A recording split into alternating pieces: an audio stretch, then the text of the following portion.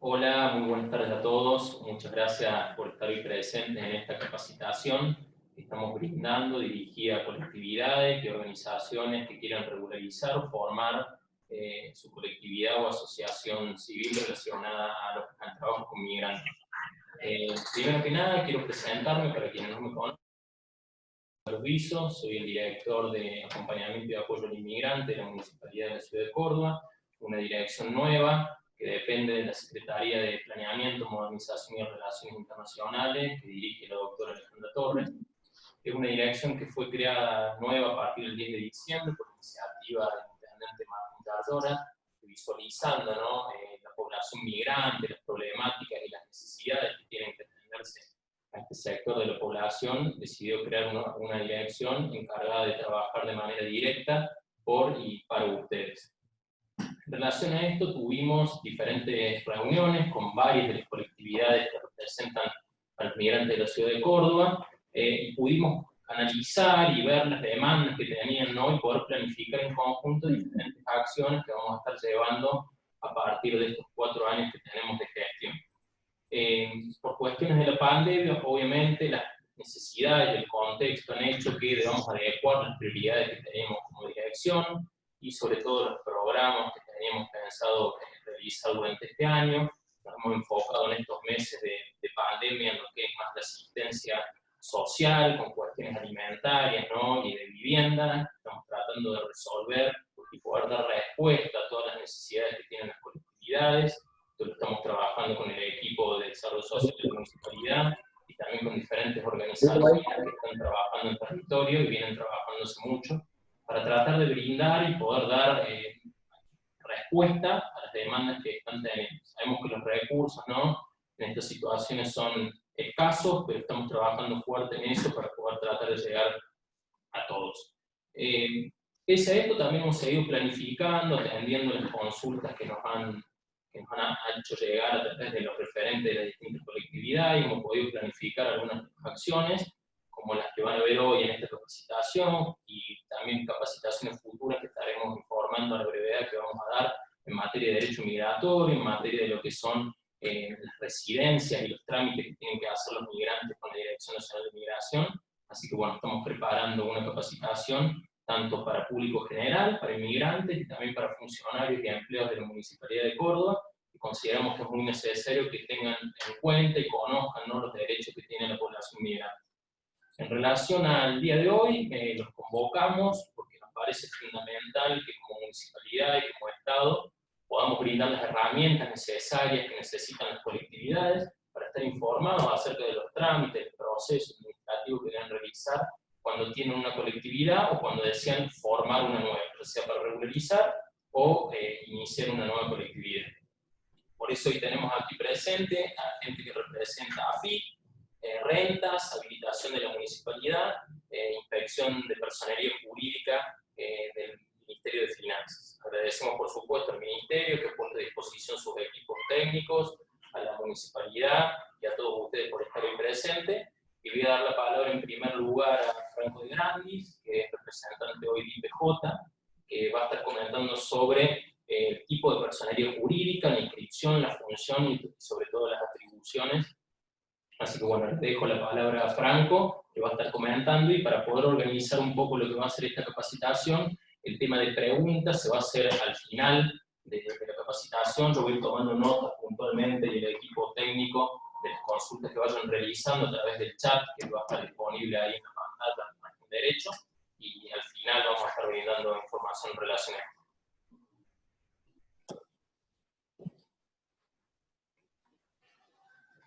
Bueno, buenas tardes a todos. Muchas gracias, Rodrigo, en primer lugar, y a la Municipalidad por la invitación y por darnos este espacio como para poder compartirla y colaborar con la situación en la que se encuentran, en este caso, las colectividades.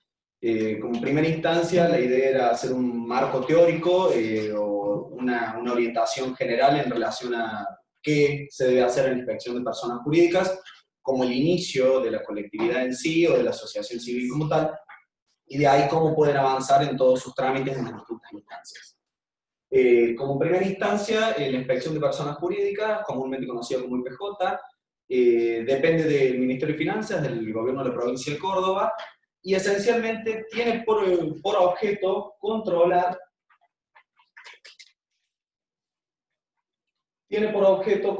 la legalidad y la fiscalización de todas las entidades civiles y comerciales, tanto desde su constitución, su vida institucional, hasta la liquidación y la finalización, resguardando principalmente lo que es seguridad jurídica e interés público. Teniendo una noción un poco de lo que es la inspección de personas jurídicas, la primera pregunta que se nos viene, o al hablar de colectividades y asociaciones civiles, es que son personas jurídicas. Como tales, lo primero que nos preguntamos es ¿qué es una persona jurídica? Si bien la idea no es hacerlo desde el punto de vista técnico, el código nos habla de una persona jurídica como todo ente al que el ordenamiento le deja que tenga derechos y que también tiene obligaciones, que tiene una personalidad para cumplir un objeto o un fin para el cual es creada.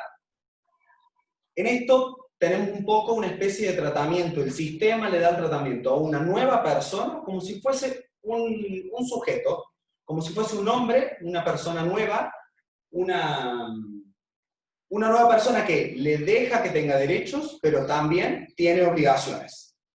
Es importante tener en cuenta en esto que la persona es una persona distinta de todos los miembros que la componen, es decir, es como si tuviesen todos los miembros y una nueva persona que es esta persona jurídica. Como personas jurídicas tenemos distintos tipos. Vamos a encontrar las personas jurídicas públicas, que no van a venir al caso, como la provincia de Córdoba, la municipalidad, el Estado argentino. Y vamos a tener personas jurídicas privadas, que acá también va a haber grandes tipos, entre ellos las sociedades, la famosa sociedad anónima, sociedad por acción simplificada, que de esas tampoco vamos a hablar porque tienen otros fines, y nos vamos a enfocar en las entidades civiles, asociaciones civiles, fundaciones, mutuales, que es en este caso donde nos vamos a empezar a profundizar un poco cómo se constituyen y cuáles son las obligaciones y derechos que tienen en este marco. Particularmente, y ya teniendo por noción qué es la persona jurídica como tal, la persona jurídica va y se presenta ante la inspección de personas jurídicas. La famosa IPJ tiene por finalidad controlar sociedades, ya dijimos, nacionales o extranjeras, y asociaciones civiles y fundaciones. Respecto a las asociaciones civiles y fundaciones, la IPJ es el órgano de contralor y fiscalización. Registra a la persona jurídica, le otorga la autorización para funcionar, y en este sentido es la IPJ la que tiene ciertas atribuciones respecto a la asociación civil. En primera instancia, le da la autorización para funcionar, es decir, cuando la persona jurídica se va a constituir, se presenta ante el IPJ, solicita la autorización para funcionar, y es la IPJ la que tiene la atribución de autorizar, darle la autorización estatal para que funcione como persona jurídica, aprueba su estatuto, en donde se establecen las reglas con las que va a funcionar la entidad como tal, fiscaliza las eventuales reformas, y fiscaliza permanentemente todo el funcionamiento de la entidad. En lo que es el funcionamiento, ya en las siguientes diapositivas vamos a conversar un poco sobre qué es el funcionamiento y cómo se lleva a cabo. Pero además la IPJ tiene otras funciones muy importantes, como es también resolver los conflictos que se pueden dar en la entidad, tanto entre asociados y la organización de la comisión directiva, o las autoridades de la entidad, como así también resuelve denuncias que pudiese hacer algún miembro de la entidad o algún tercero que tenga algo de lo cual quiere poner en conocimiento a la inspección de personas jurídicas.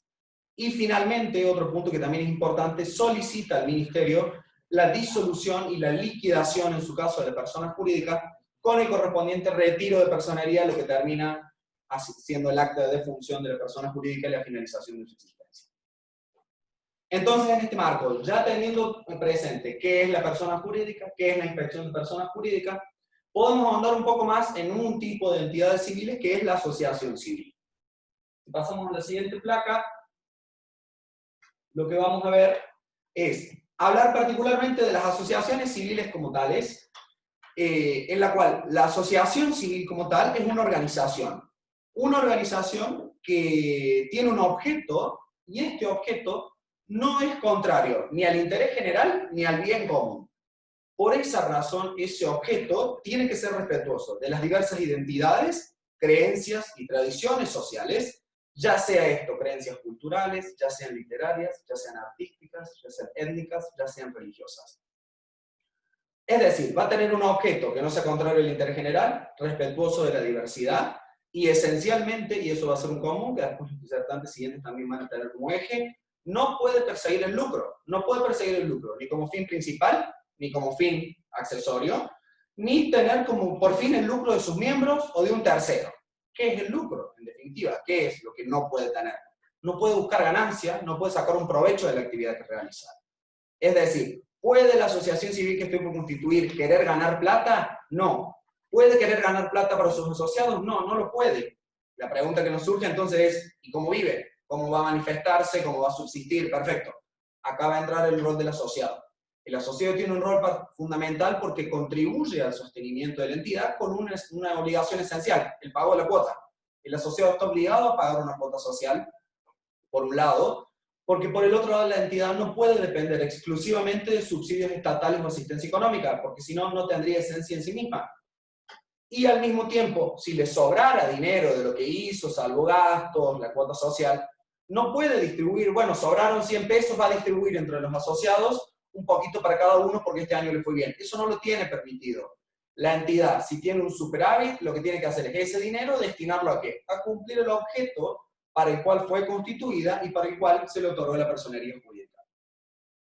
En este sentido, se puede visualizar que las entidades civiles como tales tienen un rol muy importante en la sociedad, dado que permiten la contención, el acompañamiento, la asistencia a muchos grupos en ocasiones vulnerables, en muchas ocasiones olvidados, o en muchas ocasiones grupos donde el Estado o directamente no llega o le cuesta llegar. Entonces es muy importante el rol que tienen las asociaciones civiles en nuestra entidad. Como marco normativo, solo una aclaración, una referencia técnica, se regulan por lo que establece el Código Civil y Comercial, que desde el año 2015 tienen por primera vez una normativa incluida en el Código Civil.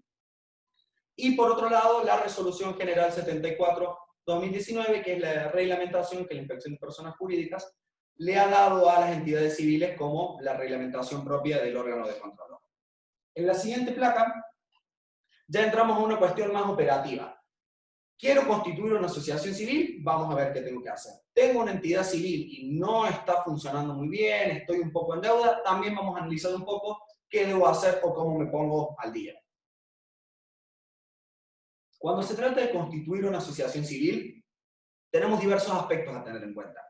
Como primer punto, el trámite, como lo ha organizado la Inspección de Personas Jurídicas, es un trámite no presencial, es absolutamente digital, se hace desde casa, se sube al portal web dentro de la página de la Inspección de Personas Jurídicas, que como a la hora de hacer la inscripción se les han mandado información, videos instructivos en los cuales se explica el paso a paso, cómo tienen que hacerlo. La página web de la Inspección de Personas Jurídicas tiene todo actualizado sobre cómo es el paso a paso. Pero la pregunta es, perfecto, vi el instructivo, ¿qué tengo que tener en cuenta a la hora de hacer el trámite?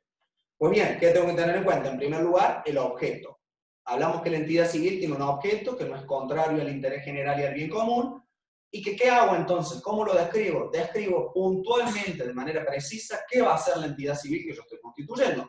De repente, va a difundir determinada cultura, va a promover la enseñanza o el aprendizaje de un determinado lenguaje, va a participar en una actividad cultural, va a contener a un grupo o un determinado sector social. En definitiva, detallar de manera clara y precisa cuál es la actividad que se propone desarrollar la entidad que uno está constituyendo.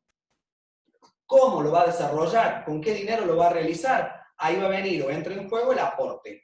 ¿Qué puedo aportar a la entidad civil? Como mínimo tiene que tener un aporte de 5.000 pesos y puede ser aportado tanto en dinero en efectivo, que en el caso de la Constitución de Inspección de Personas Jurídicas se transfiere a una cuenta creada exclusivamente para el trámite de IPJ y que una vez finalizada se cierra, o bien puedo aportar bienes muebles, sean registrables o no, pero aporto bienes muebles para constituirla y darle el aporte inicial con el cual la entidad va a empezar a funcionar y conseguir el objeto que es para el que se ha constituido. Un punto importante es que el trámite de constitución es un trámite gratuito. Por lo tanto, si yo aporto estos 5.000 pesos, ello no significa que eso es un costo, sino que ese dinero, como lo aportan los socios, y como hablamos anteriormente, nace una nueva persona jurídica, ese dinero se le va a devolver o se le va a entregar ahora a la persona jurídica ya constituida, porque es con esa plata con la que va a arrancar a funcionar y cumplir su objeto. En este rol también intervienen los socios, los constituyentes. Tienen derechos para participar y también tienen obligaciones, pagar esta cuota. ¿Número mínimo de asociados? Sí, hay un número mínimo de asociados. El número mínimo de asociados va a estar dado por la cantidad de autoridades que yo vaya a tener. Si de repente, ya vamos a hablar un poquito de eso, voy a tener 5 miembros de comisión directiva y 2 miembros de comisión revisora de cuentas, el código nos establece que entonces sería 7 el número mínimo de asociados que tenemos sin que la entidad entre en causal de disolución por haberse quedado sin asociados. Por último, también vamos a tener que tener en cuenta cuáles van a ser las autoridades que vamos a elegir. A la hora del funcionamiento vamos a describir un poco sus roles, pero en este sentido es importante tener en cuenta que las autoridades son quienes van a ir a la cabeza de la entidad, son quienes van a encargarse de la administración de la entidad, de representar la entidad, pero no por eso van a ser las dueñas de la entidad. Esto es muy importante porque las entidades civiles, como las asociaciones civiles, se caracterizan por un espíritu democrático y participativo. Eso significa que transitoriamente una persona puede estar a cargo de la administración, pero no implica que tome de manera autoritaria las decisiones, sino que las decisiones son democráticas y respetando siempre el interés primero de la entidad civil y no el interés personal. Por último, un punto a tener en cuenta y que es muy importante. Constituir una asociación civil tiene por finalidad lograr una personería y limitar la responsabilidad del asociado. Pero también conlleva no solo un beneficio, sino una responsabilidad. Constituir una asociación civil no implica nomás conseguir ese papelito, ese documento que me piden en la AFIP para la exención de ganancias, que me piden en la MUNI para poder participar de un evento. No es solo eso. Eso es uno de los beneficios que obtiene la entidad. Pero tiene un montón de obligaciones que también deben ser tenidas en cuenta, porque debe mantener y cumplir las obligaciones que el sistema le impone, tanto en su funcionamiento como en la vida regular de la entidad, que es de lo que vamos a hablar un poquito. Pero es importante tener en cuenta que lograr la personería no es solo obtener un subsidio. Lograr la personería es dar vida a una nueva persona jurídica, dar vida institucional a un nuevo ente, con todo lo que eso implica, que es sobre lo que vamos a hablar en relación a la última placa. En relación a la última placa vamos a hablar de lo que se refiere al funcionamiento de las entidades civiles. Ya estamos en el caso que o bien acabamos de constituir una asociación civil, o bien tenemos una entidad civil que no está funcionando o no está regular o no cumple con sus obligaciones de manera regular. Acá tenemos que tener en cuenta algunos aspectos. En primer lugar, la entidad civil como la asociación civil tiene, como si dijéramos, 3 órganos. El órgano de administración, que se caracteriza, se denomina como comisión directiva. Un órgano de fiscalización que va a controlar a la comisión directiva, que se denomina revisores de cuentas, que en el caso de la asociación civil son obligatorios. Y otro órgano, que es donde va a intervenir el asociado, que es la asamblea. Empezando con la comisión directiva, es importante que tengamos en cuenta que la comisión directiva se reúne como mínimo una vez por mes. ¿Qué hace la comisión directiva? Administra la entidad. Se encarga de lo cotidiano, se encarga de la decisión del día a día, se encarga de repente de contratar algo, se encarga de hacer un pago, se encarga de todo lo que en el día a día no podrían hacer de repente 100 asociados. Administra la entidad en nombre de los asociados. ¿Cuál es el rol del asociado? Acá va a entrar en juego, a la hora de la asamblea. La asamblea tiene que realizarse como mínimo una vez al año. La asamblea ordinaria, en la cual el asociado no solo está invitado, está obligado a asistir, porque este es en el momento en el que va a hacer escuchar su voz. Este es el momento en el que se va a analizar la documentación contable, va a analizar la gestión de la comisión directiva, va a expresar su opinión respecto del curso que está llevando la entidad, va a valorar lo que se está haciendo y también va a participar en la elección de las autoridades de la entidad.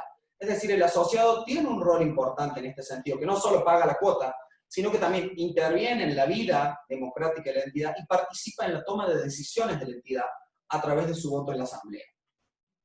¿Dónde vamos a plasmar todo esto? Toda esta documentación, toda esta información se va a plasmar en los libros de la entidad. Como mencionaba anteriormente, la resolución 74 establece que los libros deben ser digitales. Desde el 3 de junio de 2019, la entidad está obligada a llevar únicamente libros digitales y ya no lleva más el libro papel, esos libros rubricados que en su momento llevaban un libro de protocolo. Ahora no lo debe llevar más, dado que el único libro válido desde ese momento, desde el 3 de junio, es el libro digital. ¿Cuántos libros digitales tiene que llevar? 6. Los 6 obligatorios. Libro de actas de comisión directiva, libro de acta de asamblea, libro de acta de revisores de cuentas, libro de registro de asociados, libro de inventario de balances y libro diario. ¿Cómo lo va a cargar? Lo va a cargar en el portal de la Inspección de Personas Jurídicas. ¿Tiene costo cargar los libros digitales? No, es un sistema gratuito. La pregunta es, si yo subo algo a mi libro, ¿lo está viendo Inspección de Personas Jurídicas? ¿Lo está viendo AFIP? ¿Lo está viendo Rentas? No, no lo está viendo. IPJ y el Ministerio de Finanzas proveen un soporte para que se cargue digitalmente el libro, pero eso no significa que ahora IPJ va a mirar lo que yo subo. Por eso, a la hora de hacer el trámite, voy a entrar a mi libro digital, voy a descargar el comprobante de que subí algo al libro digital y lo voy a subir a un trámite de inspección de personas jurídicas. Esto es importante tenerlo en cuenta porque la mera carga en el libro digital de una asamblea tiene como por resultado en la práctica lo que antes se escribía a mano en el libro. No significa que la inspección de personas jurídicas lo esté fiscalizando. Dos últimos aspectos a tener en cuenta. ¿A quién elijo como autoridades? ¿Cuál es el rol que tiene la autoridad como tal? Pues bien, el sistema que establece el Código Civil y Comercial prevé 3 autoridades obligatorias: presidente, secretario y tesorero. ¿A quién elijo? A cualquier persona podría ser, pero tengo que tener en cuenta qué va a tener que hacer esta persona. ¿Qué va a hacer el presidente en la vida institucional de la asociación civil? ¿Va a representar la entidad? ¿Va a firmar las actas? ¿Va a firmar contratos? ¿Va a autorizar gastos? Va a ser el principal interesado en que se respete el estatuto de la entidad y va a ser el responsable de que eso se cumpla. ¿Quién lo va a acompañar? Lo va a acompañar el secretario y lo va a acompañar el tesorero.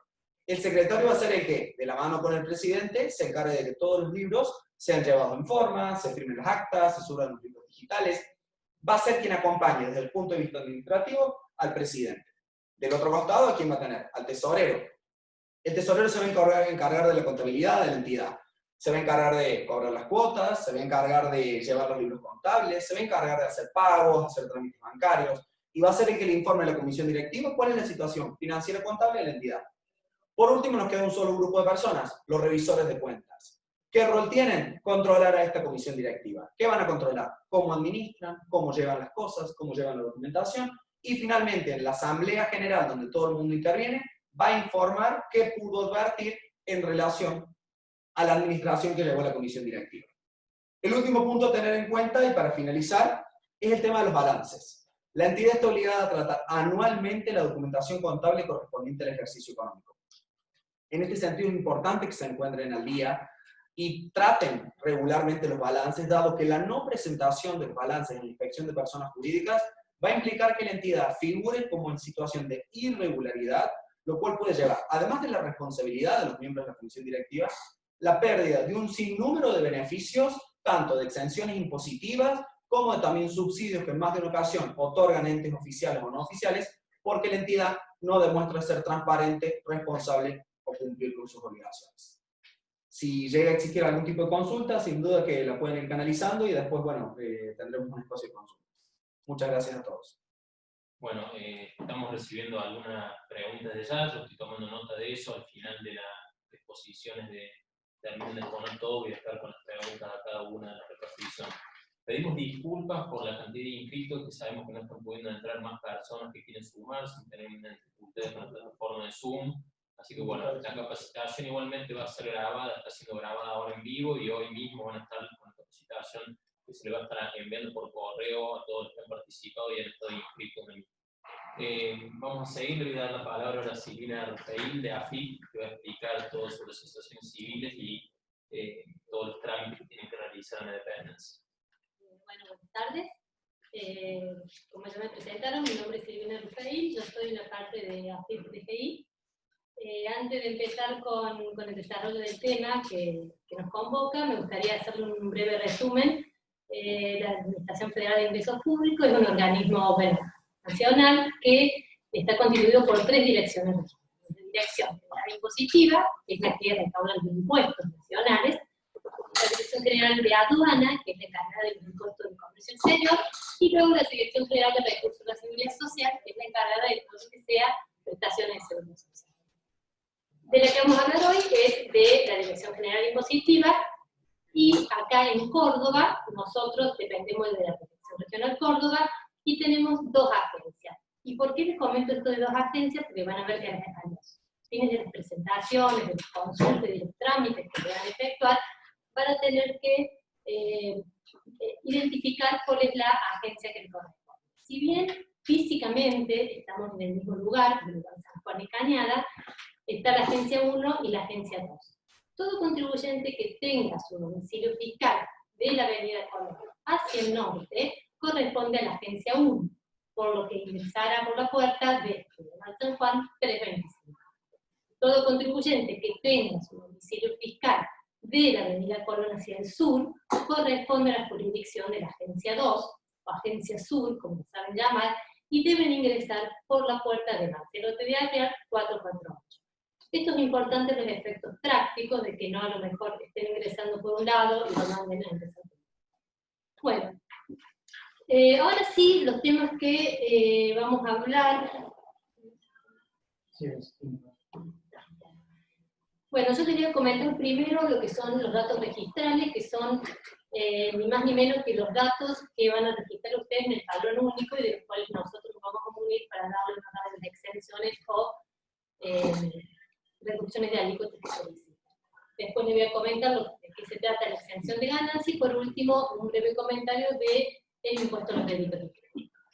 Bueno, cuando ustedes ya han obtenido la persona jurídica, en ese mismo momento van a salir ya con el quit y con la clave fiscal. Esto es relativamente novedoso, ya que antes a lo mejor iban a IPJ, después generaban la quit, después volvían a IPJ, ahora directamente van a empezar con los trámites de AFIP en la instancia de que ya tienen la quit generada y ya tienen la clave fiscal. Entonces, hay algunos datos registrales que ya se van a encontrar cargados en el padrón, como por ejemplo es la denominación, el domicilio legal y fiscal, la personería jurídica. Ustedes van a tener que completar estos datos y es muy importante, y esto sí me gustaría remarcarlo, que los datos registrales siempre lo tengan correcto y actualizado, porque es la base de cualquier exención, beneficio o conducta fiscal del contribuyente durante toda la vida en la administración. Entonces, ¿qué es lo que va a cargar? La actividad económica. La actividad económica, estamos hablando de asociaciones civiles sin fines de lucro, la cual debe ser acorde a la actividad que desarrolla. Esto es importante porque al momento de dar de alta los impuestos, tiene que ir de la mano con las exenciones que van a solicitar. Domicilio legal y fiscal en principio ya lo van a tener cargado por IPJ, lo que sí me gustaría aclarar que, de acuerdo a la ley de procedimiento de la administración, el domicilio fiscal es el domicilio donde tiene la sede administrativa de la asociación, por lo que puede o no puede coincidir con el que está en el estatuto. En el caso que coincida porque tiene la sede, está perfecto. Si lo cambiaron o fuera diferente, el contribuyente tiene la obligación de informar esta modificación en el padrón. Todas las modificaciones que efectúen van a ser con la clave fiscal. Que la clave fiscal ya va a haber sido otorgada por Inspección de Sociedades Públicas. Entonces, domicilio fiscal, domicilio legal puede o no coincidir, pero recuerden que el fiscal es a los efectos de la inscripción y es donde AFIP hace la notificación, el requerimiento o cualquier circular que le quiera hacer llegar. Domicilio fiscal electrónico es un sitio informático seguro que cada contribuyente tiene y donde también nosotros notificamos. Obviamente que ahora con la emergencia sanitaria cada vez va tomando más importancia el domicilio fiscal electrónico porque todas las notificaciones se están haciendo en específico. El contribuyente debe cargarlo con la clave fiscal. Primero el sistema le va a pedir el mail, el correo, y luego le va a constituir este sitio informático que es el domicilio fiscal electrónico. Esto es importante que se chequee periódicamente, porque si bien se emiten las notificaciones de ese domicilio y puede el contribuyente no abrirlo o no leerlo, remitida la notificación, el requerimiento o lo que se le quiera hacer llegar, al lunes siguiente se considera notificado por más que el contribuyente no abra la notificación. Por lo que si es algún requerimiento o algún emplazamiento, los plazos empiezan a correr desde que el sistema lo considera notificado. Por lo que es importante que tengan la conducta periódicamente de abrir este sitio y ver qué notificaciones han recibido. Bueno, y por último los impuestos, que lo vamos a hablar en otra filmina. Los impuestos que lo vamos a hablar en otra filmina, que por el tipo de sociedad, obviamente son impuestos que están exentos de IVA. Eso es una entidad que está exenta de IVA. Bueno, en realidad todas las modificaciones y actualizaciones del padrón único se efectúan con clave fiscal, entrando al registro único tributario. Como ustedes bien saben, ahora es un registro que compartimos con el organismo, renta y municipalidad. Por eso también vuelvo a recordar que es importante que tengan actualizado todos los datos.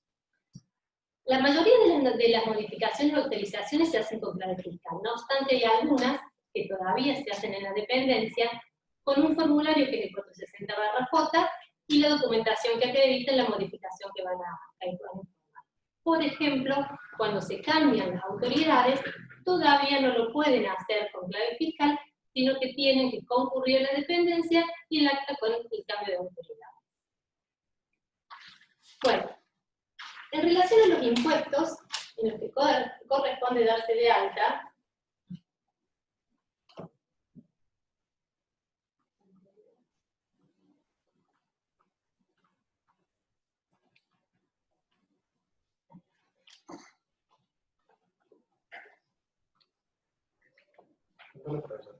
¿para dónde? Ah,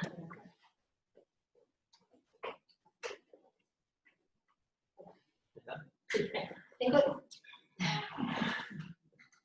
Bueno, en relación a los impuestos que corresponde... En los impuestos que corresponde darse de alta, el artículo 7 de la ley de IVA establece la exención para todas las entidades sin fines de lucro que se encuentran exentas de ganancia. Por lo que una exención va de la mano con la otra.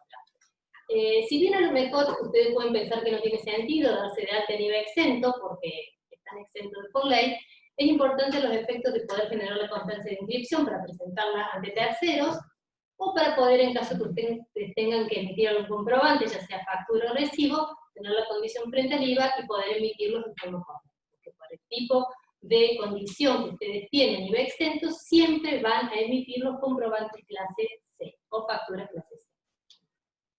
El artículo 26 de la Ley de Ganancia establece que las entidades sin fines de lucro, las asociaciones sin fines de lucro, se encuentran exentas de lucro.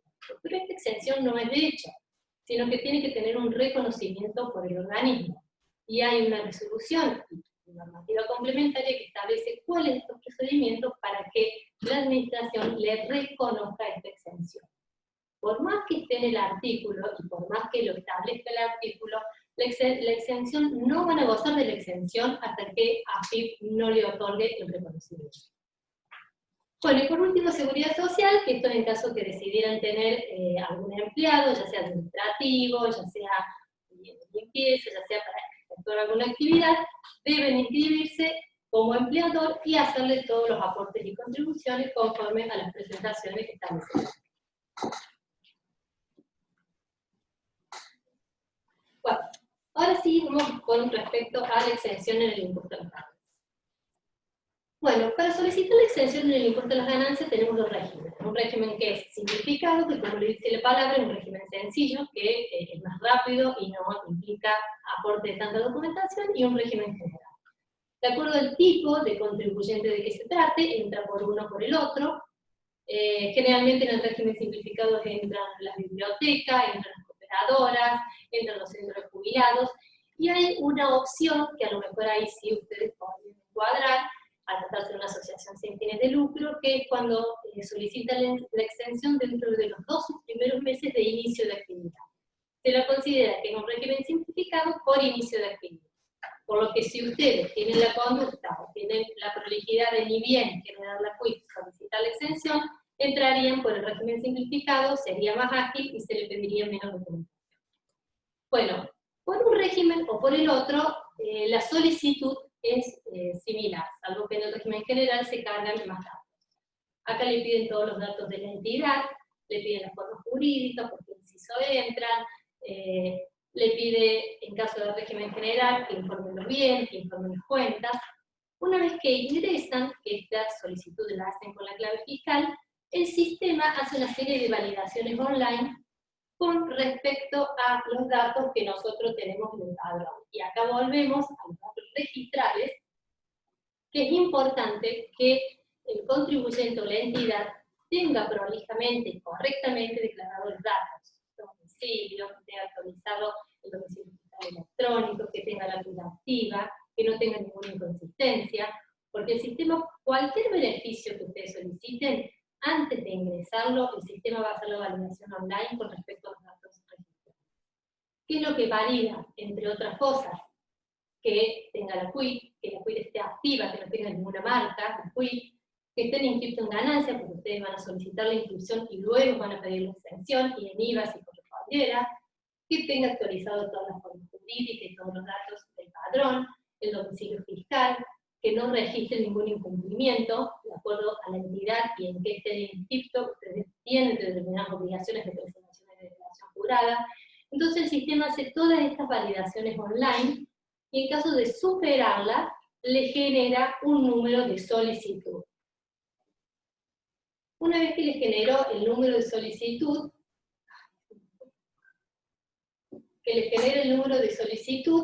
tienen que concurrir dentro de un plazo de 12 días a la dependencia para que le recepcionemos el trámite.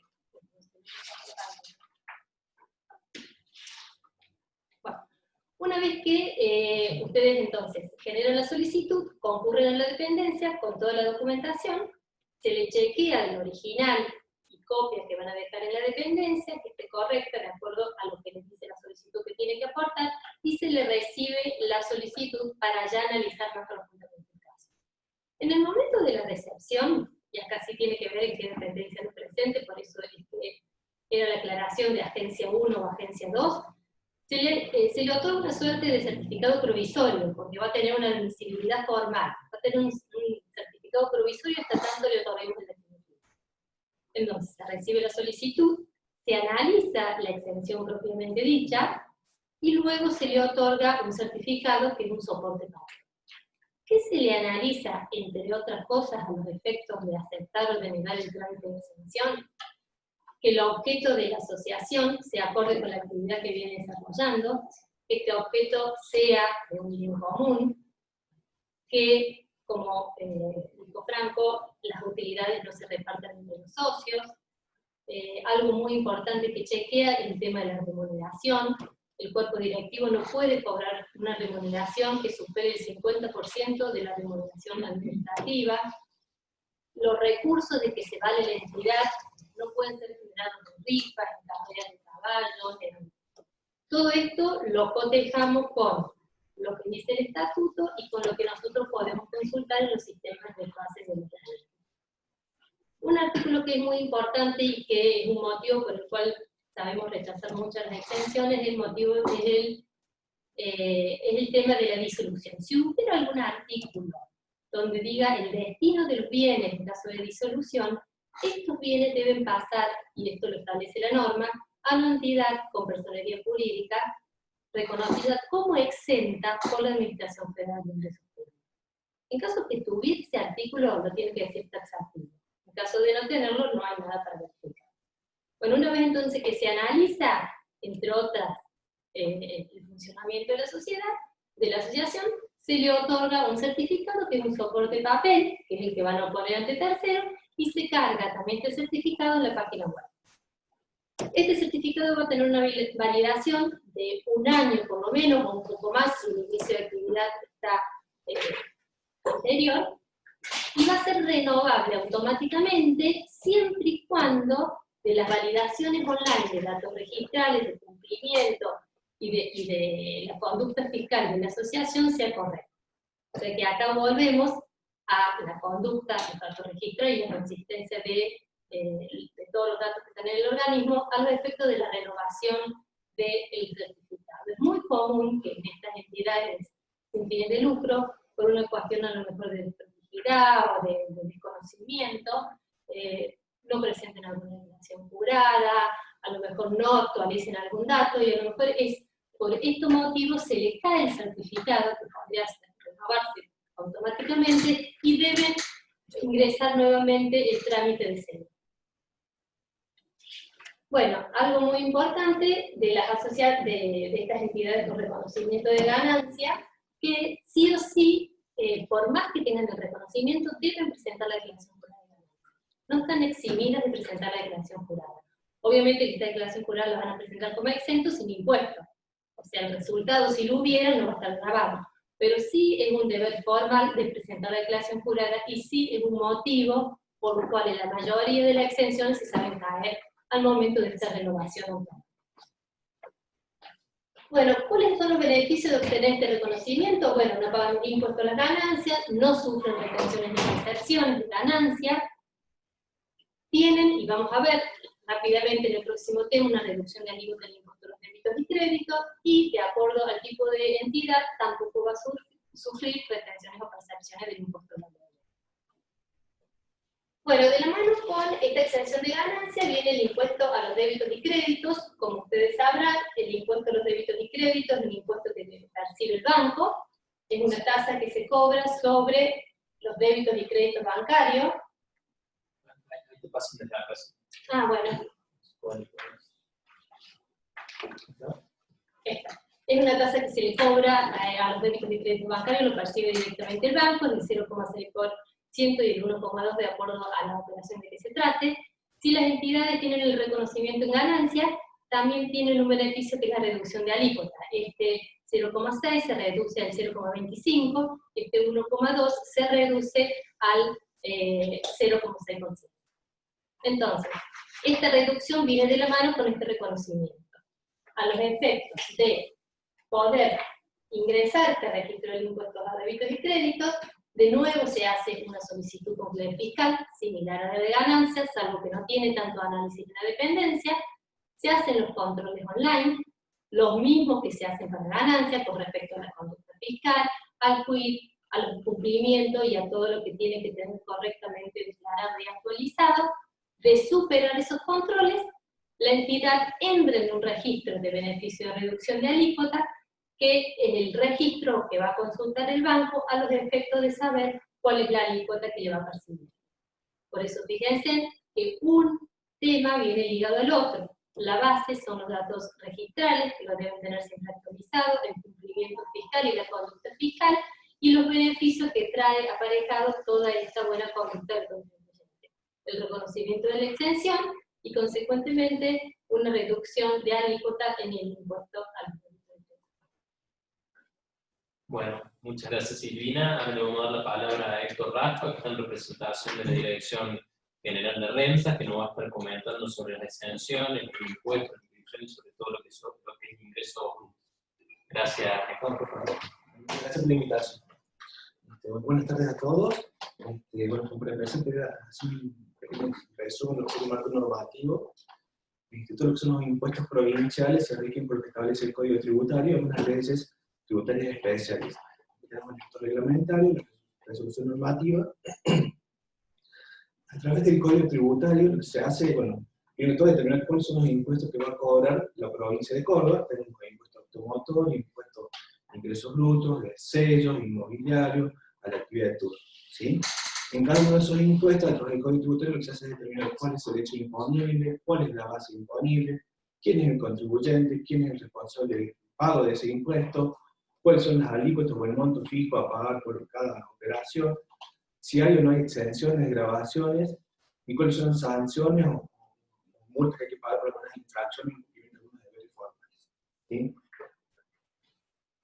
¿Qué es una exención? Una exención es una situación en la cual el legislador dijo, bueno, a esta situación la quiero grabar, pero a este tipo de sujetos, por ejemplo, o por este que desarrolla este tipo de actividad, no quiero que tenga que pagar el impuesto, ¿sí? Entonces el Código Tributario lo que dijo, bueno, a través del Código Tributario se dispuso que tengo exenciones objetivas y subjetivas. Exenciones objetivas, aquellas a las cuales, por la propia actividad o por quién es el sujeto que es titular del inmueble, se dijo, bueno, esta situación queda exenta de pagar el impuesto. Y tenemos subjetivas, que puede ser por lo mismo, porque es el Estado, o porque es una representación diplomática, o porque es una persona que presta un servicio de agua, de distribución de agua potable, dispuso que quede exento de pagar el impuesto, ¿sí? Por otro lado, tenemos exenciones que siendo subjetivas, son a petición de parte, y acá entramos con el tema de las asociaciones, ¿sí? Todas las exenciones que están establecidas para las asociaciones son a petición de parte. Es necesario que el contribuyente manifieste su intención de acceder a la exención. Caso contrario, nosotros no le concedemos ninguna exención y, bueno, recibirá intimaciones, requerimientos de pago por parte de la Dirección de Rentas. Las exenciones, como dije recién, son objetivas de pleno derecho y subjetivas. Algunas son temporales, y cuando son temporales, esas exenciones pueden finalizarse. ¿Por qué se puede finalizar? Porque el contribuyente cesó su actividad, en caso tuviera una exención de actividad económica, porque se disolvió la persona jurídica, porque falleció el contribuyente, porque no mantiene más las condiciones que hizo posible que accediera a ese beneficio de exención, o porque hicieron una asociación civil utilizó de manera incorrecta la forma jurídica para acceder a un beneficio.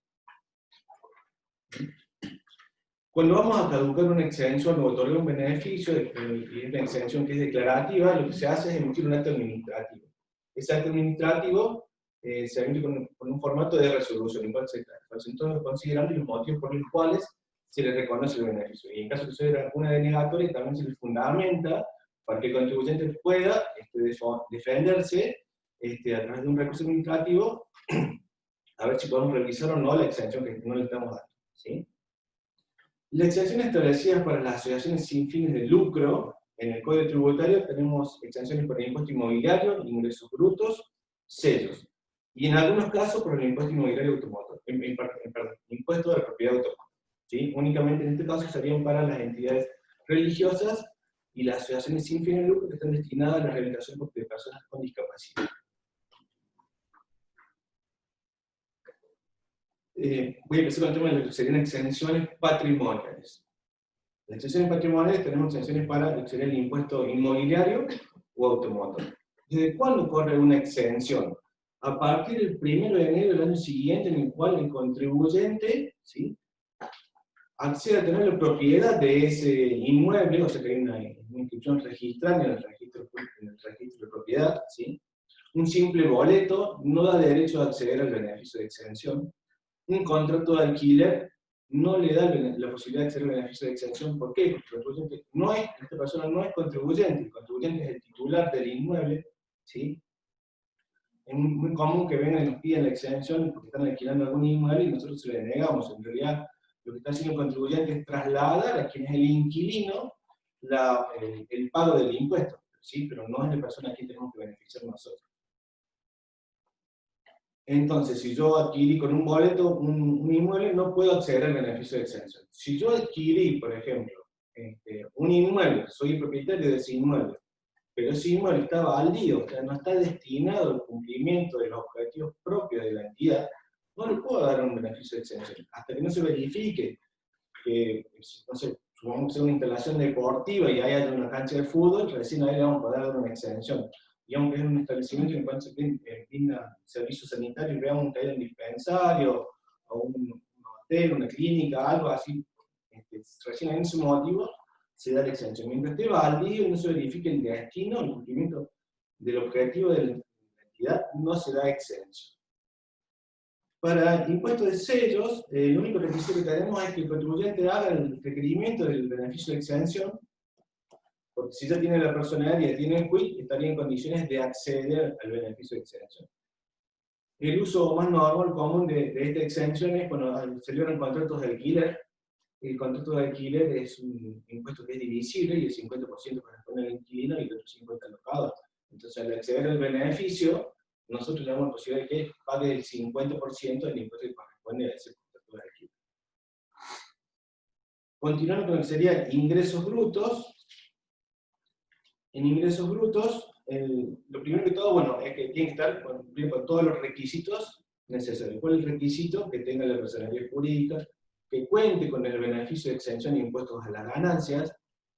Acá una aclaración que dice una compañera recién, la simple presentación para pedir el turno, para que te citen, que vayas a presentar la documentación, a ver si te emiten o no te emiten el certificado provisorio, no lo consideramos como válido como certificado provisorio de exención, ¿sí? Es necesario tener el certificado efectivamente provisorio o el definitivo para acceder a la exención. Tienes que tener presentadas todas las declaraciones juradas que hayan sido devengadas y no tener deuda anterior, salvo que esa deuda anterior devenga por el hecho de que nosotros todavía no tenemos reconocido la exención. Nosotros otorgamos la exención de manera retroactiva, o sea que yo puedo hoy pedir una solicitud para 3 o 4 años para atrás. ¿Qué puede pasar? Que efectivamente, como recién estoy diciendo, mi deseo de acceder a la exención se haya iniciado gastos judiciales, por eso en las guías que nosotros les pasamos, hicimos mención de que tienen que estar cancelados los gastos judiciales, porque nosotros no sabemos, no tenemos conocimiento nosotros de dirección de rentas, de que efectivamente al contribuyente le corresponde una exención. Entonces, si uno no exterioriza su intención, Nosotros vamos a gestionar, pero la función de la dirección de renta es recaudar el IVA, ¿sí? Bueno, desde el momento en que tiene personalidad jurídica, tiene la exención de ganancias, tiene presentado todas las declaraciones juradas, canceló los gastos judiciales en caso que corresponda, puede acceder al beneficio de exención. La exención, de acuerdo a cuál sea el encuadramiento o el tipo de exención que nosotros le vamos a dar, tiene algunas limitaciones, ¿sí? El código agrupa diferentes tipos de entidades y de acuerdo a cuál fue el agrupamiento, le da algunas restricciones respecto a la exención. Tenemos exenciones para entidades religiosas, exenciones para asociaciones profesionales, exenciones para entidades destinadas a la rehabilitación de personas con discapacidad, exenciones para entidades deportivas, y lo que sería, por el caso de ustedes, entiendo que sería para el resto de las entidades, ¿sí? Esta exención tiene, como leí recién, algunas limitaciones, ¿sí? ¿Cuáles son las limitaciones? Y no abarca lo que sería la venta de combustibles líquidos y gas natural, explotaciones de juegos de azar, cualquier tipo de operación que tenga carácter comercial, industrial, producción primaria, locación de obras.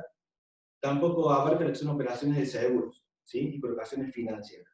En definitiva, ¿qué está abarcando? Y serían las cuotas sociales, algunas donaciones o subvenciones que recibe la entidad. Por todos los otros ingresos debería pagar el impuesto, ¿sí? Una vez que nosotros le reconocimos la exención a la asociación, de acuerdo a si le abarca o no le abarca el 100% de sus ingresos, el contribuyente tiene la posibilidad de hacer la opción para presentar declaraciones juradas anuales. Son declaraciones juradas informativas. Esas se presentan a año vencido. Las otras que tiene que presentar, si no hace la opción, son mensuales a mes vencido, ¿sí? Unas son declarativas, terminativas de impuestos, y las otras son informativas. Para acceder al beneficio de exención, como dije recién, para acceder al beneficio de presentar declaraciones juradas anuales informativas, el contribuyente tiene que tener alguno de los códigos de actividad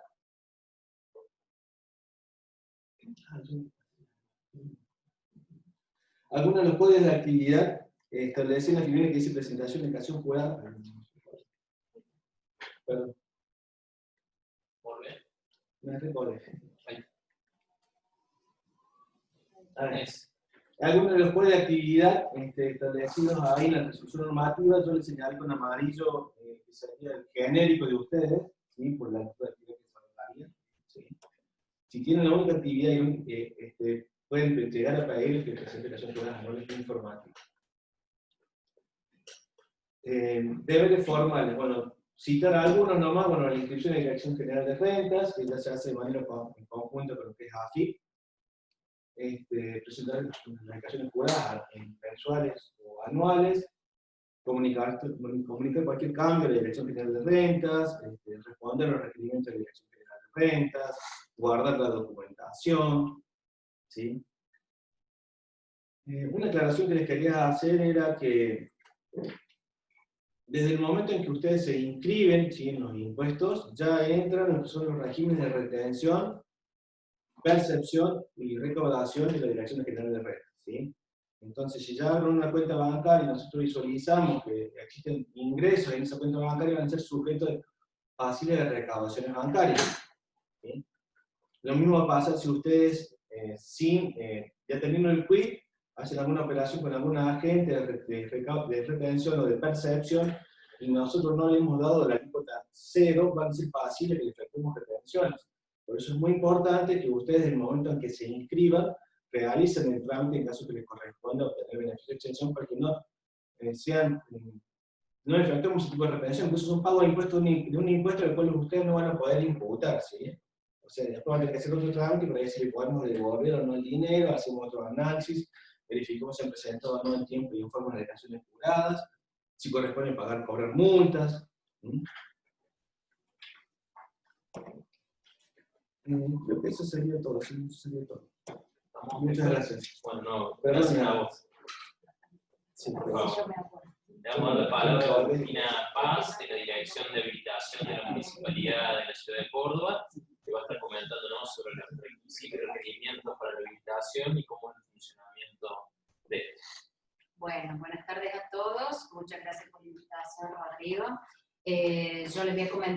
el área de dirección de habilitaciones, dependemos de lo que es la Subsecretaría de Fiscalización y Control, que está bajo la órbita de la Secretaría de Gobierno. Es un área que se rige...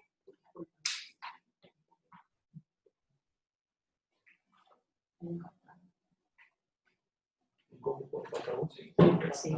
Ah, vale. No, se fue la 1, sería. Se fue un montón. No. La 3. Es la número 2 sería. A ver ahí. No. Lo que dice ordenanza. Ahí está, la dirección de habilitaciones se rige por la ordenanza 12.052. En ella se establecen los requisitos técnicos y administrativos que se deben cumplir en forma previa al ejercicio de cualquier actividad económica, lucrativas o no, y ahí es donde hacemos como un paréntesis y se incorporan las asociaciones civiles, que estén a nombre de personas físicas o jurídicas, en este caso que son ustedes, y que tengan establecimiento donde desarrollen esas actividades. Y acá es importante detallar porque nosotros no inscribimos ni grabamos hechos imponibles, sino un establecimiento puntual.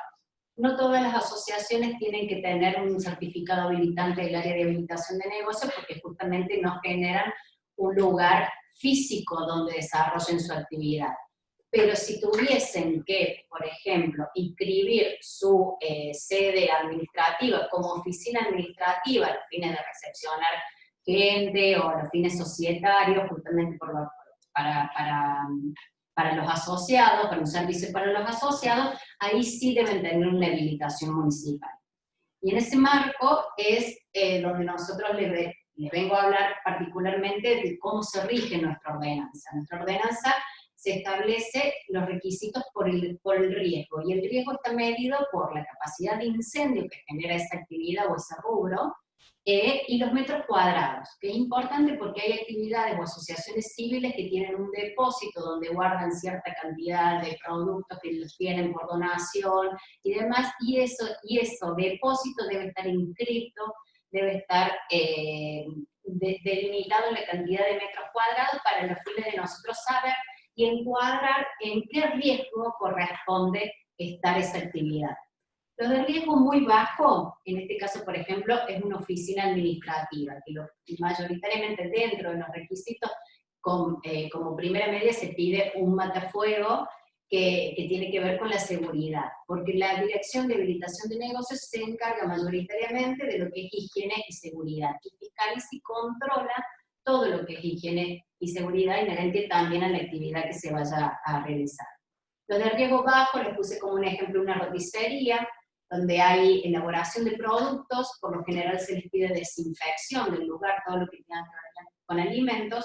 Los de riesgo intermedios, por ejemplo los bares y los restaurantes, tenemos muchísimos rubros, y más ahora donde se ha utilizado, se ha firmado un convenio con AFIP para justamente compatibilizar los rubros. Entonces AFIP tiene innumerables rubros a los cuales nosotros tenemos que ir adaptando los que convengan con lo que tengan que ver con un establecimiento comercial, los fines de poder ir achicando la cantidad de rubros que tiene justamente AFIP.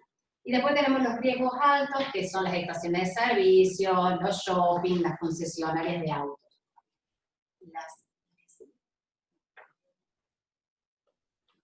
Nosotros tenemos, para poder hacer y llevar adelante la habilitación municipal, la definimos en dos etapas. Una etapa que tiene que ver con la factibilidad, la primera etapa que tiene que ver con la factibilidad.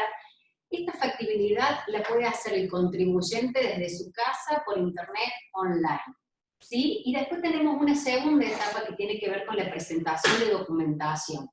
Esa presentación de documentación tiene dos análisis, digamos, la cuestión administrativa, que tiene que ver con el estatuto, el acta constitutiva, la constancia de AFIP, y una cuestión técnica que ya pasa por propiamente del área, que tiene que ver con la inspección. Y hacerles una salvedad, lo que es de riesgo muy bajo, la ordenanza establece que pueden tener su certificado habilitante sin inspección previa. ¿Por qué? porque es un riesgo muy bajo y no nos genera a nosotros un compromiso de tener que ir a inspeccionar un lugar donde hay un riesgo bajo de incendio o de metros o de las cosas que se tienen en cuanto al rubro. Pero sí, las de riesgo bajo, intermedio y alto, tiene que haber intervenido una inspección previa del área para otorgar el certificado habilitante. Entonces decíamos que esta factibilidad el contribuyente la puede hacer online. ¿Cómo la puede hacer? Se ingresa a la página de municipalidad. Bueno, se ingresa a la página de la Municipalidad de Córdoba, al área de trámites. Si ven arriba a la derecha dice trámites, y en verde más oscuro dice ingreso a ventanilla única, habilitación de negocios. Una vez que ingresamos a habilitación de negocios, podemos ver, el sistema les va a decir, si ustedes ven allá arriba pueden poner ver actividades, y ahí les va a permitir ingresar el rubro. Entonces, nosotros hicimos un ejemplo con oficina administrativa, que es la sede administrativa de las asociaciones civiles mayoritariamente, que es lo que podemos llegar a tener nosotros habilitación. Te dice el nombre de oficina administrativa y te dice el riesgo. Ya el riesgo de muy bajo a ustedes les permite acceder al certificado habilitante de una manera previa a la inspección que se debe llevar adelante el área. Y en la pestaña de ver requisitos, una vez que ustedes la abren, el mismo sistema de ventanilla única les permite ver los requisitos generales que tienen que ver con la fotocopia, el DNI, el acta, el estatuto, la constancia de AFIP, y les permite ver rubros específicos, los requisitos específicos ya de la actividad propiamente dicho. No es lo mismo una roticería que una oficina administrativa. Una vez que ustedes identifiquen la documentación que tienen que presentar, pueden solicitar el nuevo usuario. Ese nuevo usuario se genera completando todos los datos que solicitan ahí, se envía y por sistema les devuelve al mail que hayan incorporado un usuario con una contraseña. Luego pueden ingresar a esa factibilidad con ese usuario y esa contraseña. Esa factibilidad, ¿qué es lo importante que tienen que tener presente? En esa factibilidad tienen que poner inicialmente los datos de la designación catastral municipal. Eso lo acceden a través de algún impuesto, y van completando los demás datos. ¿Cuál es lo importante acá? Es donde dice datos de superficie. En datos de superficie ustedes tienen que poner la superficie total y la superficie de depósito si tuvieran depósito.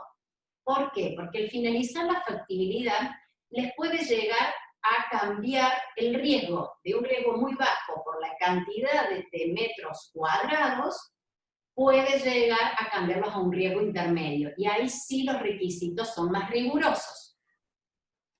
Una vez que generan la factibilidad, les va a generar un PDF, que con ese PDF a nosotros ya nos queda ingresado en el sistema interno de dirección de habilitaciones.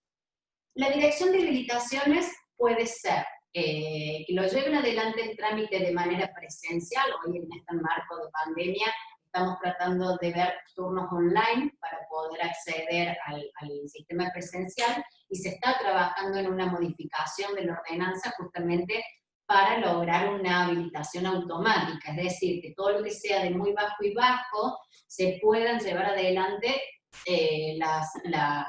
directamente las habilitaciones de manera automática, ustedes desde su casa por internet, cumplimentando bajo declaraciones juradas toda la documentación pertinente. De la documentación que mayoritariamente se presenta en esa segunda etapa, que hoy es de manera presencial en la municipalidad, se presenta la constancia de AFIP, todo lo que tiene concerniente a la persona jurídica, que es la resolución de IPJ, la acta constitutiva, el estatuto social, la persona autorizada para el diligenciamiento o la persona o autoridad vigente que se encuentre dentro de la comisión directiva, el formulario 1, que es el alta en recursos tributarios de la municipalidad, comercio, porque Independientemente de que ustedes están exentos de hacer ese trámite, nuestra ordenanza nos rige al tener incorporadas no solo actividades económicas lucrativas, sino las no lucrativas, que en este caso serían ustedes, nos obliga a que estén inscritas en el rubro, pese a que están exentas de realizar un pago por ese servicio. Y toda la documentación, tendrán que presentar toda la documentación que requiere ya el rubro específico que surge directamente de la página de internet cuando ustedes ya bajan toda la información. Les otorgan un certificado habilitante por 5 años, tiene una validez por 5 años, mientras no se cambien ni se modifiquen ninguna de las causas que dieron origen a ese cartón habilitante. Es decir, y eso es importante, porque, sí, es decir, que no pueden ni cambiar ni lo que es la superficie ni los rubros. Si amplían rubros, requiere un certificado habilitante nuevo.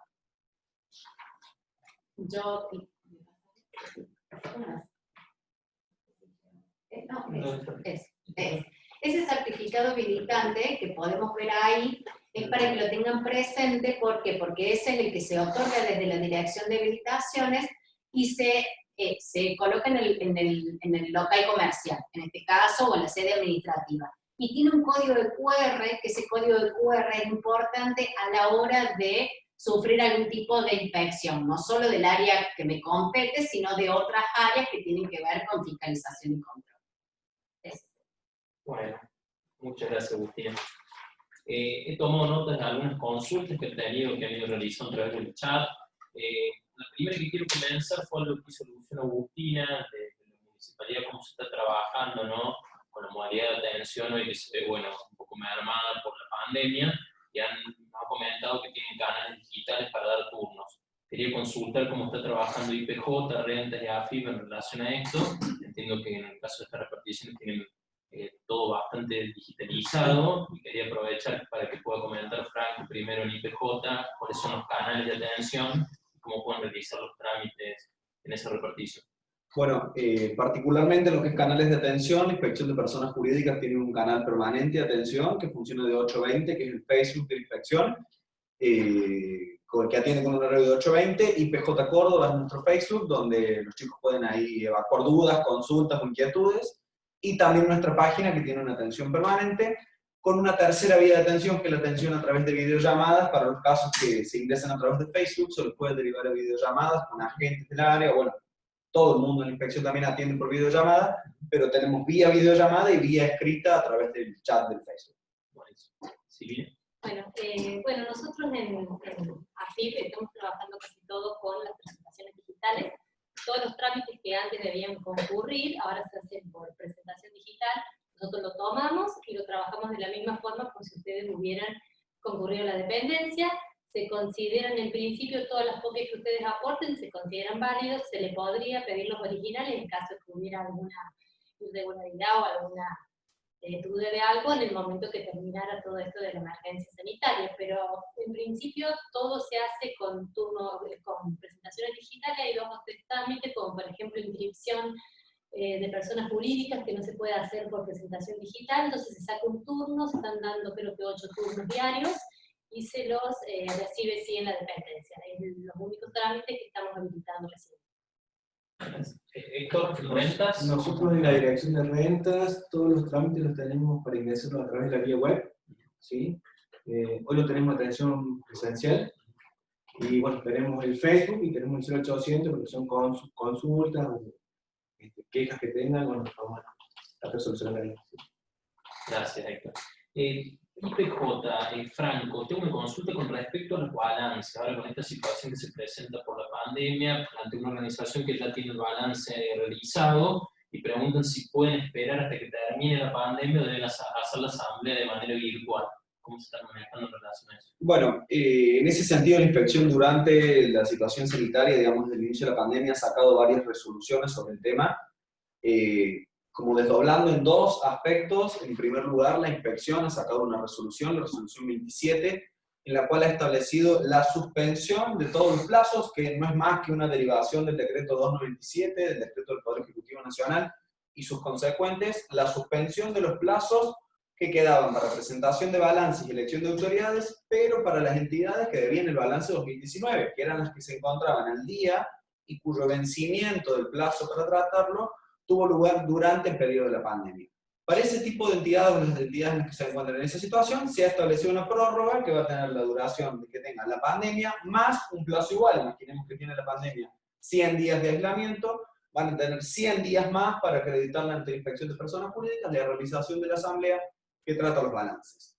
No obstante, la inspección también ha sacado una resolución, la resolución 25 de este mismo año, donde hemos reglamentado la posibilidad para todo tipo de entidades comerciales y civiles, la posibilidad de realizar la asamblea a distancia, con una serie de requisitos que en la convocatoria se debe incluir el medio que se va a utilizar, por ejemplo Zoom, convocarlo de esa manera, garantizar la intersubjetividad, tiene que permitirse el debate, digamos, la conversación simultánea entre todos los intervinientes, como así también deberán enviar después, a los fines de garantizar la identidad de los intervinientes, un mail, cada uno de los intervinientes, desde el correo electrónico que tienen registrado en CIDI nivel 2, implica registrar un correo electrónico. Desde ese correo electrónico emiten un comprobante en el cual manifiestan, por ejemplo, Franco de Grandis participa de la asamblea en relación al punto tal del orden del día, voté en este sentido, en relación al punto tal, voté en este sentido, y va a tener la validez de un documento privado sin firma, pero cuya identidad está validada por haber sido certificado o presentado en un centro de constatación de identidad, que es cuando se hace el CIDI nivel 2. Ambas posibilidades se pueden combinar. Pueden, aún estando para prorrogar, tratarlo en asamblea a distancia, o bien esperar para la reunión presencial, que se dará cuando se reanude la actividad. Gracias, Franco. Con respecto a los PDF subidos a libros digitales, ¿tienen que estar firmados por la totalidad de los miembros según estatuto? ¿Y esto debe estar certificado por escribano público? Es bastante genérica la pregunta, pero en materia de lo que se sube al libro, a ver, el tratamiento que se le da al libro hoy en día, al libro digital, tiene por finalidad lo que antes uno llevaba y escribía, un libro papel a mano o firmaba a mano. Es lo mismo, nada de eso se ha cambiado. Si yo antes hacía un acta en el que firmaba presidente, secretario y 2 socios, hoy hago el PDF, lo imprimo, y esto es muy importante tener en cuenta, lo imprimo, lo firmo y lo digitalizo. De no ser que lo que yo vaya a hacer sea insertar una firma digital, debo insertar la firma y no pegar una foto de una firma, que eso no está bien porque en definitiva alguien manipula firmas y dice, Rodrigo dice que firma. No, firma quien debe firmar. Entonces, imprimo el documento, firman quienes hubiesen firmado en el libro de papel. Si es un acta de comisión directiva, todos los intervinientes. Si es un acta de asamblea, presidente, secretario y los 2 asociados designados. Y se sube al libro digital como antes se pasaría al libro de papel. Ese comprobante es el que yo después descargo y subo al trámite de inspección. ¿Se entiende más o menos a dónde? Si quedaron dudas... Lo pueden preguntar, por supuesto, en el chat. Silvina, ¿cuándo, en qué ocasiones AFIP rechaza un trámite de exención? ¿Cuáles pueden ser los motivos por los que nosotros rechazamos? Y primero son las inconsistencias o las actualizaciones que tienen en los datos registrales. Por ejemplo, es muy común que se marque el domicilio con un requerimiento incumplido, que un domicilio se encuentre no notificado, por lo que todas estas inconsistencias implican una marca en el padrón y es motivo de rechazo del trámite. Un motivo que a lo mejor es de más análisis es que del estatuto surja, como comenté, que los recursos son originados en rifas, en carreras, en sorteos, o que estando el artículo de disolución no diga taxativamente que los bienes, en caso de disolución, el remanente va a pasar a una entidad con personería jurídica reconocida como exenta en el impuesto a las ganancias, o que, por ejemplo, no podamos verificar que la remuneración del cuerpo directivo no supere el tope establecido por la norma.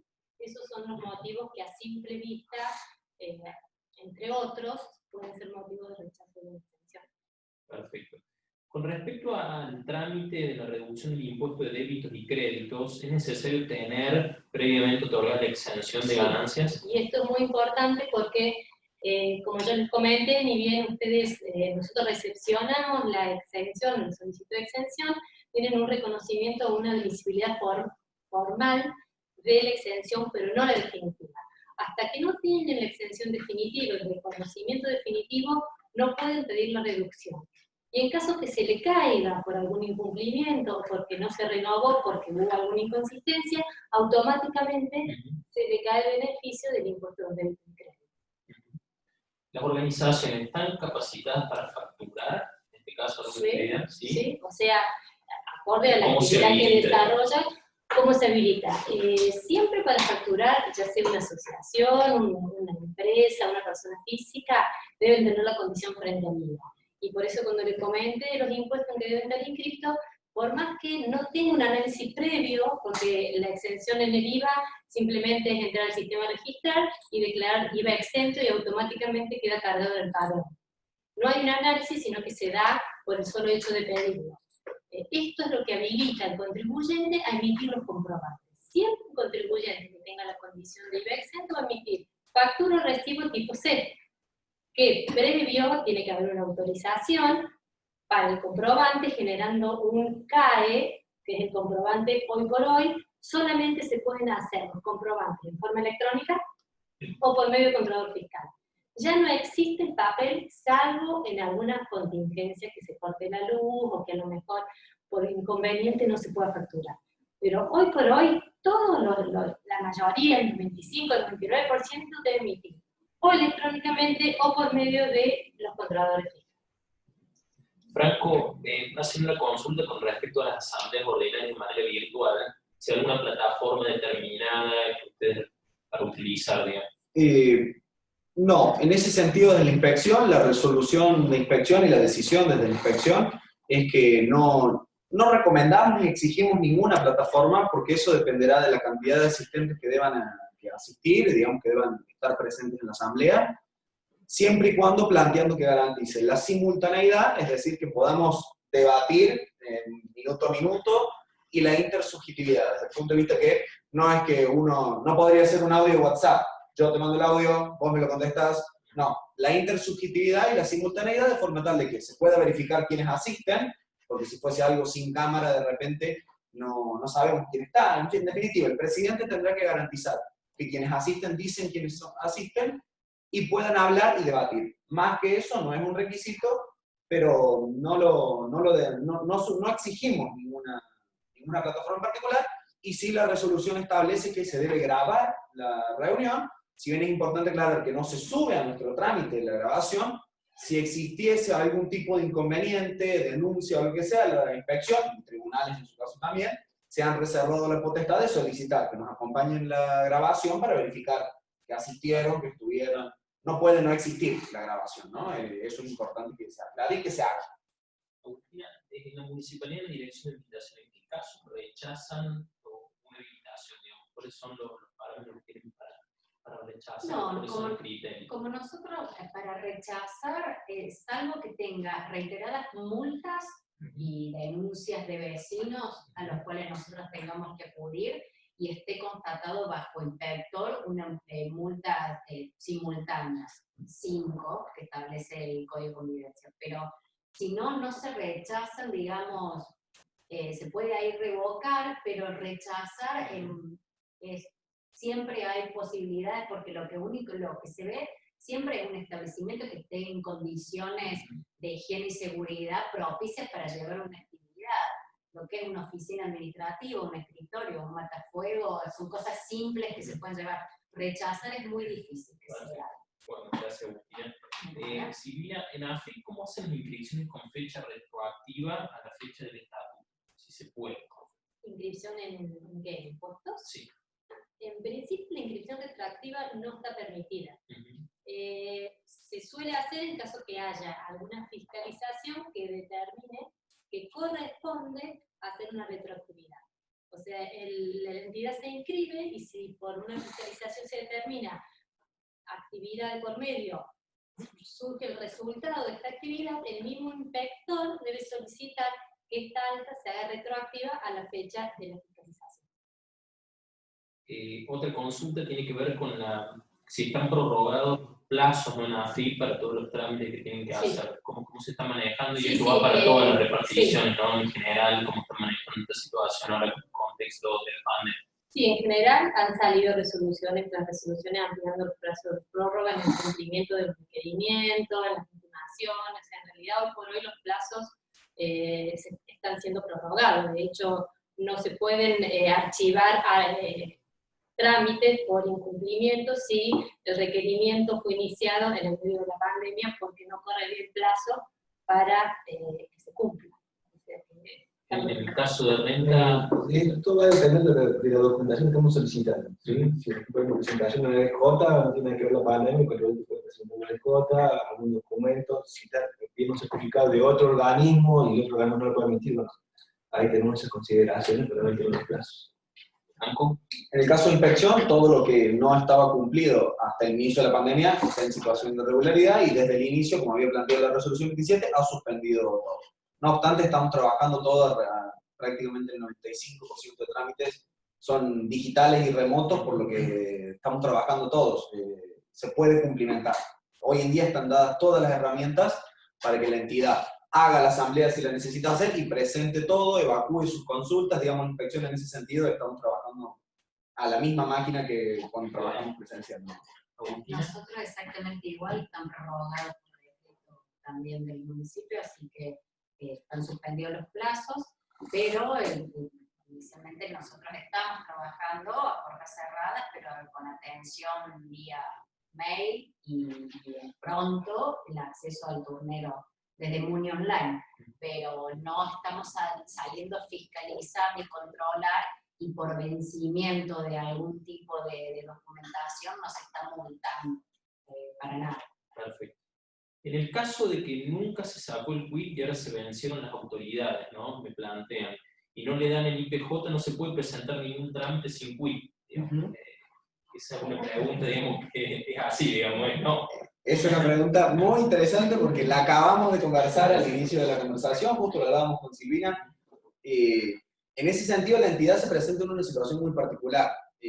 Lo discutíamos. Si la entidad de repente, vamos a poner el caso que discutíamos, se constituye en 2010, no se ha dado nunca de alta en el quit, quiere decir que no tributa, no tiene libros, porque en IPJ siempre se pidió la quit para publicar libros. Por lo tanto, la entidad se encuentra en una situación de irregularidad extrema.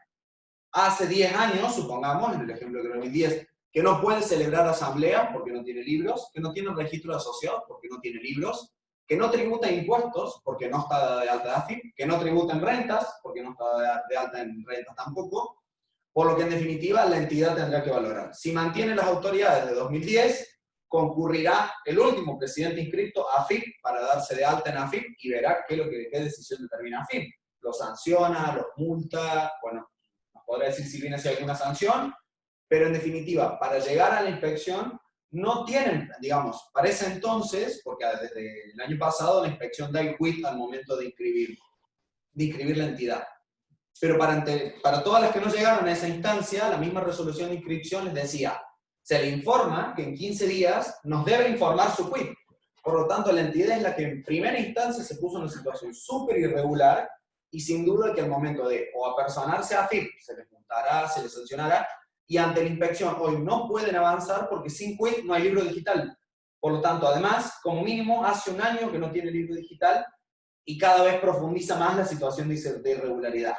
Desde la posición de IPJ o desde la opinión que hemos estado conversando en principio, llegar a AFIP y ver cuál es la situación, como para que ahí ver si destraban el quit, habilitan libro y recién ahí podemos avanzar. Franco, ¿cuáles son las actividades que están permitidas dentro de la categoría de organización de Estado civil de realizar? Digamos, muchas consultas son si pueden realizar actividades no de venta de comida, pueden ser en caso de para mantener la estructura y el correcto funcionamiento, pero no están habilitadas para ese fin. El tema de qué actividad puede desarrollar una entidad puede ser una consulta muy general, pero que también lo que puede es amplísimo. Otra cosa es si está exento, si lleva ingresos brutos o si lleva habilitación. Para la inspección o para el sistema que prevé el Código Civil, puede realizar toda actividad que no tenga por objeto lucro como fin principal. Yo tengo una entidad que lo que voy a hacer es vender barbijos para ganar o para obtener un lucro, sin duda que esa finalidad principal no está permitida. Si lo que hago es un costo mínimo para salvar gastos que no persigue el lucro ni para la entidad ni para los asociados, está permitido. De ahí van a venir las otras interrogantes. AFIP, ¿me da exención de ganancias si yo pongo una roticería? Tal vez AFIP nos dice no, ganancias no. Ingresos brutos. Estoy exento de ingresos brutos si hago una rifa, por ejemplo, que era el ejemplo que daba Silvina. Hace rifas, no tiene exención de ganancia de repente. Es decir, en el marco de lo legal puede hacer prácticamente todas las actividades lícitas. Lo que podemos estar en presencia es de un mal uso de la figura de la asociación civil o, por el otro lado, la pérdida de un beneficio impositivo por la situación de que esto no está exento de un determinado impuesto que también depende de cada actividad y cada impuesto. Bueno, no habiendo más preguntas ya en el chat, vamos a dar por finalizar esta capacitación. Yo agradezco principalmente al Ministerio de Finanzas, a la Municipalidad de Córdoba, a AFIP y a cada una de las dependencias que lo integran, IPJ, en el caso de rentas, por el trabajo que han hecho. Se han tomado la molestia de venir hoy acá para poder capacitar a todas las organizaciones y colectividades que nosotros recibimos de manera constante muchas preguntas y consultas de ustedes. Así que bueno, valoro y la verdad me pone contento que podamos haber hecho esto, reunirnos entre todas las dependencias, ¿no? que transito tienen un paso administrativo de las diferentes colectividades. Y bueno, para aquellos que deseen formar una nueva, pues también se brindaron herramientas que están dispuestos los canales de comunicación, tanto en IPJ, Rentas, AFIP o la municipalidad, para si tienen algunas dudas los pueden canalizar a través de ahí. Y bueno, sepan que también está la Dirección de Acompañamiento y Apoyo al Inmigrante de la Municipalidad de Córdoba, que está para colaborar con ustedes, acompañarlos y ayudarlos en todas las tareas y todas las consultas que tengan para realizar. Así que bueno, muchísimas gracias a todos por tomarse este tiempo. Me hubiera gustado por ahí poder hacer este encuentro de manera presencial con todos ustedes, pero bueno, valoro también las oportunidades que brinda la virtualidad, no solamente para realizar trámites, como ya vienen haciendo todas estas dependencias, sino también para encontrarnos hoy aquí, que es el contexto de pandemia, y poder dar esta capacitación. Muchísimas gracias y que tengan buenas tardes todos.